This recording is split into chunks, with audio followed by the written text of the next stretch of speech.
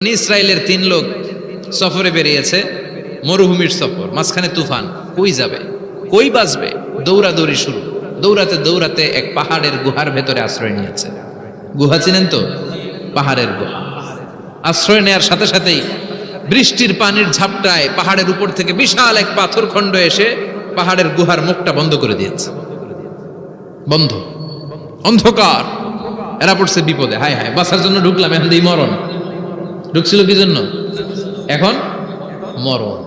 বিশাল পাথরের খণ্ড এসে গুহার রাস্তাটা বন্ধ করে দিয়েছে। 3 জন গায়ে যত শক্তি ছিল ধাক্কায়ও পাথর সরাইতে পারে না। হায় হায়, অক্সিজেন ভিতরে যা আছে আধা ঘন্টা শেষ হয়ে যাবে।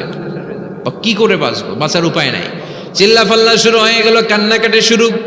একজন বলে, তোমাদের জীবনে কার কি ন্যাক আমল আছে? যেই ন্যাক আমলটা আল্লাহর ভয়ে করছিল ওইটার ওসিলা দিয়ে দোয়া করে দেখো কিছু হয় কিনা।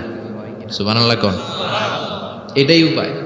একজন হাঁটু গেড়ে চোখের পানি ছাড়া শুরু করছে আর দোয়া শুরু করছে, আল্লাহ আল্লাহুম্মা কানাত লি আবাওয়ান শাইখান কাবীরা। আল্লাহ, আমার বাবা মা ছিল বৃদ্ধ বৃদ্ধা, আমি পেশায় রাখাল, সারাদিন ছাগল চড়িয়ে রাত্রিবেলা দুধ আনতাম, সবার আগে আব্বা আম্মারে দিতাম, এরপরে আমার ছেলে মেয়ে, এরপরে স্ত্রী। একদিন গভীর রাতে এসে দেখি আব্বা আম্মা ঘুমায়। দুধের বাটি নিয়ে আব্বা আম্মার মাথার সামনে দাঁড়িয়ে রইলাম। ছেলে মেয়েগুলো আব্বা এসে বলে, আব্বা দুধ দাও। আমি বললাম পরে, আগে আব্বা আম্মা খাবে, তারপরে তোরা। ছেলে মেয়েগুলো কান্না জুড়ে দিল, আমি দেই নাই। ফজর পর্যন্ত দাঁড়িয়ে রইলাম। ফজরের আগ দিয়ে আব্বা আম্মা ঘুম থেকে উঠে দেখে তো আমার অবাক, কিরে বাবা দাঁড়িয়ে কেন? বললাম প্রতিদিন দুধ খেয়ে ঘুমাও, আজকে আগে আগে ঘুমিয়েছো, দুধ খাও নাই, তোমাদেরকে আগে দিব বলে দাঁড়িয়ে রইলাম।